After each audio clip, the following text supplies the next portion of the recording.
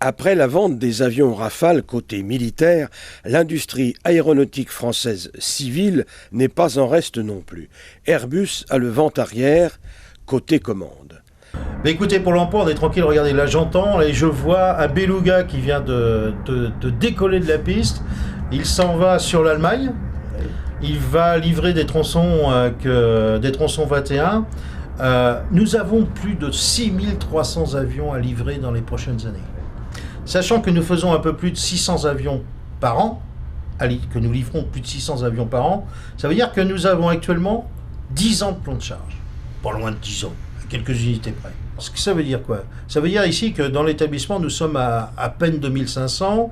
Mes collègues de Saint-Nazaire, ils sont légèrement au-dessus de nous, 250 à 300 de plus.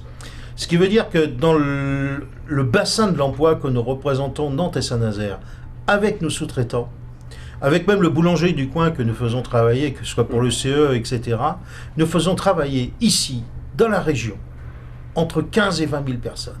Côté social, après le traditionnel 1er mai, rencontre à l'unité de Nantes-Bouguenais avec un représentant syndical Force ouvrière qui gère 850 syndiqués à l'usine nantaise. Airbus, nous avons un taux de syndicalisation avec tous les syndicats confondus qui est très proche de 70%. D'ailleurs, c'est assez confortable pour la direction locale ou bien générale, ce qui veut dire qu'ils ont au moins des interlocuteurs qui sont tout à fait fiables. Et nous, EFO, nous représentons dans Airbus en France 51,4%. En ce qui concerne la représentativité dans le pays, moi je vais la comparer par rapport à la représentativité politique. Je dis tout simplement qu'il y a beaucoup plus d'adhérents à des syndicats qu'il y a d'adhérents aux partis politiques.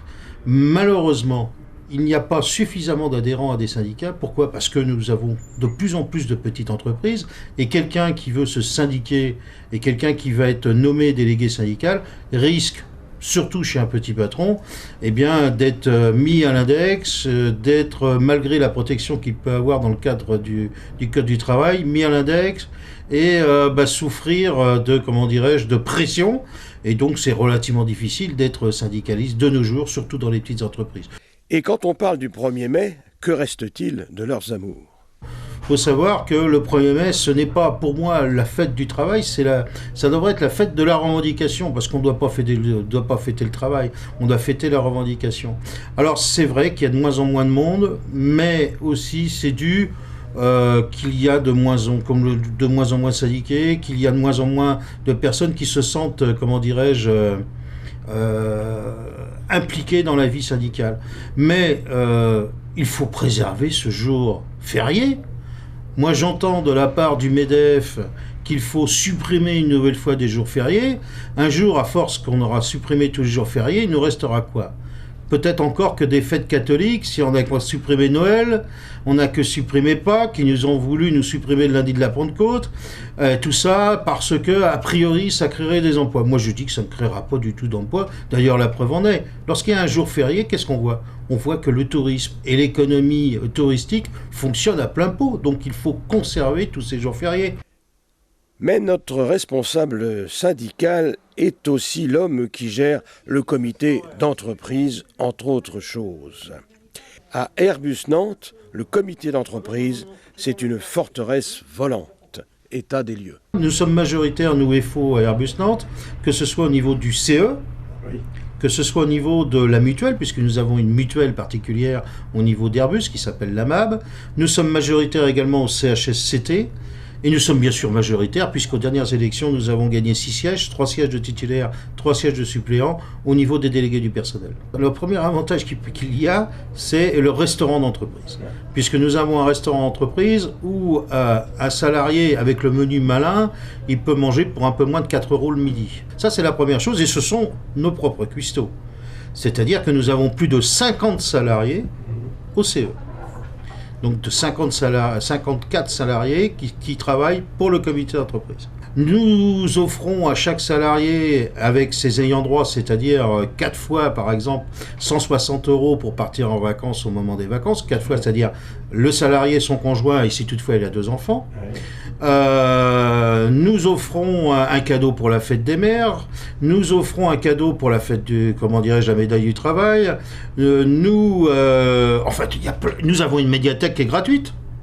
Un autre avantage, par exemple, pour tout nouvel embauché, nous lui offrons un baptême de l'air puisque nous avons au sein du CE un Euroclub. Et toute cette organisation exige évidemment assez de monde. Il y a un certain nombre de permanents, comme par exemple lorsque vous êtes élu secrétaire du CE d'Airbus, vous êtes permanent. Lorsque vous êtes trésorier, vous êtes permanent. Moi, je suis permanent. Je suis secrétaire FO Airbus Nantes et également je suis membre du comité européen d'Airbus. Il y a un certain nombre de permanents, c'est vrai que ça demande beaucoup de travail et pour pouvoir garder son temps. Et diront certains, la politique dans tout ça. Alors lorsqu'on est syndiqué, on peut faire de la politique mais en dehors du syndicat. Nous, à FO, il y a toutes les obédiences, que ce soit de l'UMP, du LUDI, bref. Nous, ce qui nous rassemble, c'est quoi? C'est la défense des intérêts particuliers et collectifs des salariés. Le reste, ça ne nous intéresse pas. Vous avez le droit de militer à l'extérieur de l'usine, à l'extérieur du syndicat, mais surtout ne pas faire rentrer vos idées politiques à l'intérieur du syndicat. Et c'est quelque chose que je m'emploie parce que c'est pas sain. Le syndicalisme est faux à Airbus Nantes, c'est libre et indépendant. Les comités d'entreprise, souvent puissants et souvent discrets, mélange d'avancée sociale et d'indépendance, une exception française.